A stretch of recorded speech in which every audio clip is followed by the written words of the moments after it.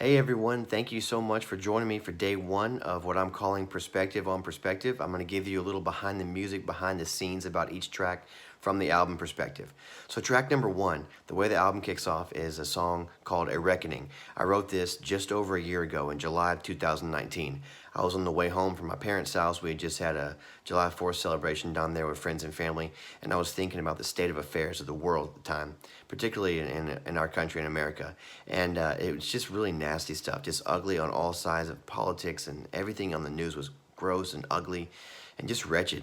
And I saw a lot of Christian responses, and they were pretty ugly and brutal as well. So I just wrote this song as an answer to that. It's time for a reckoning, time for a revival to live like the Bible says, not how you think the Bible says or what you think America says, what the Bible says, what God says, how He tells us to respond.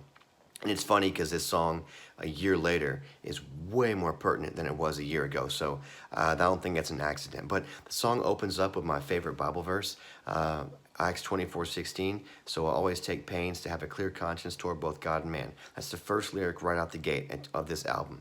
And the bridge of this song and the outro, it comes from a quote from Hudson Taylor, who was a wonderful missionary over to China.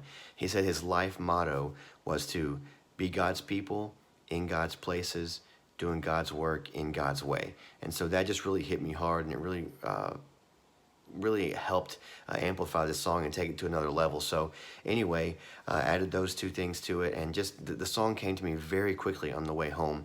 I recorded it on my iPhone, just quickly, just got the lyrics down. Obviously wrote the music when I got home, recorded that night, and did a real version back in the springtime. And so I hope you're enjoying it. Thanks.